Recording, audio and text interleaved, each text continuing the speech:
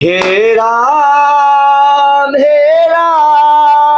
ये कैसा आईपीएल आया है। हे राम भैया आईपीएल को देखते हैं हम क्रिकेट के लिए, आईपीएल को देखते हैं हम चौके छक्कों के लिए, लेकिन इस बार का आईपीएल तो ऐसा नजर आ रहा है जैसे अंपायर की बेईमानी के लिए देखा जा रहा है। एक दो नहीं, आईपीएल 2025 की आपको मैं एक ऐसी खबर बताऊंगा जिस खबर को सुनने के बाद आपके पैरों के नीचे से जमीन खिसक जाएगी, आप नीचे धड़ाम से गिर जाएंगे, आपका दिमाग चकरा जाएगा, आपका दिमाग कहेगा कि हे भैया, हे बाबूजी, ये क्या हुआ।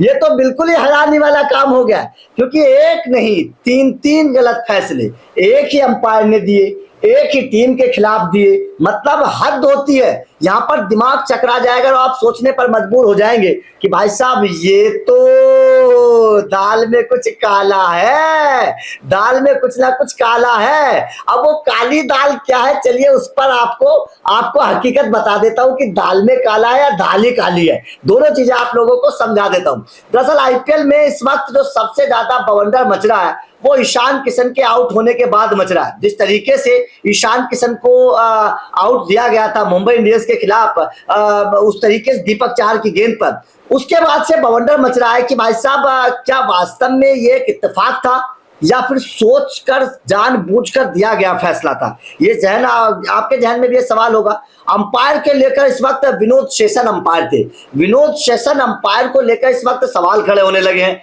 कि कहीं विनोद साहब कुछ विनोद तो नहीं कर रहे हैं। देख रहे हो ना विनोद कैसा फैसला दे रहे हो, देख रहे हो ना विनोद। अब ये विनोद साहब जब फंसे तो तीन फैसले सामने आ गए। पहला फैसला जो था वो मैं आप लोगों को दिखा देता हूं। पहला फैसला था विराट कोहली को लेकर, विराट कोहली को लेकर जो था, विराट कोहली को विनोद शेषन ने दे दिया था एलबीडब्ल्यू आउट दे दिया था। जबकि अगर गेंद देखी गई, जब रिव्यू में देखा गया तो गेंद जो थी वो ऑफ स्टंप के बाहर पिच हुई थी और विराट कोहली को फिर नॉट आउट दिया गया। ये भी मुंबई के खिलाफ फैसला था जब विराट कोहली को एलबीडब्ल्यू आउट दे दिया था। पहला मुकाबला था बेंगलुरु के खिलाफ, ये भी मुंबई इंडियंस के फेवर में फैसला दिया था विनोद शेषन जी ने। उसके बाद में दूसरा मुंबई इंडियंस के फेवर में फैसला दिया, वो फैसला दिया था दिल्ली कैपिटल के खिलाफ। दिल्ली कैपिटल के खिलाफ रोहित शर्मा एलबीडब्ल्यू आउट थे, लेकिन विनोद शेषन जी ने नॉट आउट बोल दिया कि भैया आउट नहीं है। जब केएल राहुल ने रिव्यू लिया और भाई साहब देखा तो दूध का दूध पानी पका पानी हो गया। रोहित शर्मा तो बिल्कुल स्टंप के सामने पकड़े गए, तस्वीर भी आप देख रहे हैं, और रोहित शर्मा आउट हो गए। तो ये दूसरा फैसला भी विनोद शेषन जी का मुंबई इंडियंस के पक्ष में था।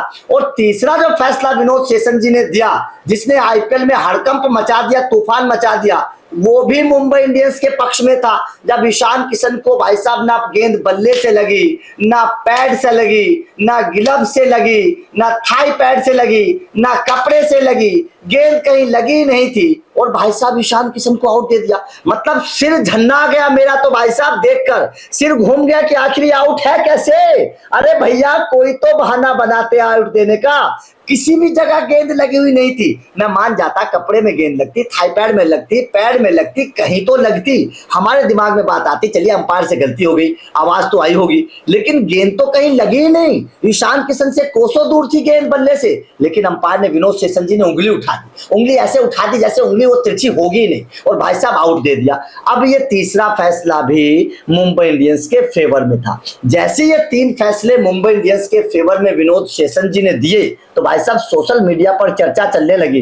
देख रहे हो ना विनोद, ये विनोद भाई साहब वही वाले विनोद है जो सोशल मीडिया पर वायरल होते हैं। अंपायर साहब के को लेकर ये कहा जाने लगा कि अंपायर साहब सच सच बता दो, सच सच बता दो इन तीन फैसलों को देने के पीछे की हकीकत क्या है। सच सच बताओ, झूठ मत बोलना, झूठ बोले कौवा काटे, झूठ बोलोगे तो कौवा काट लेगा, इसलिए हकीकत बताओ कि इन तीनों फैसलों को देने की हकीकत क्या थी। तो भाई साहब सोशल मीडिया पर इस तरीके के आरोप लगाए जा रहे हैं कि भाई साहब विनोद साहब कुछ ना कुछ तो दाल में काला है।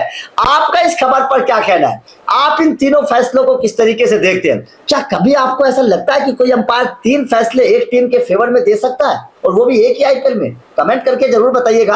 वीडियो अच्छी लगी हो तो लाइक और शेयर जरूर करिए, चैनल को सब्सक्राइब करिए और बेल आइकन को जरूर प्रेस कर देना, क्योंकि इस तरीके की खबरें मिलती रहेंगी। Thank you very much.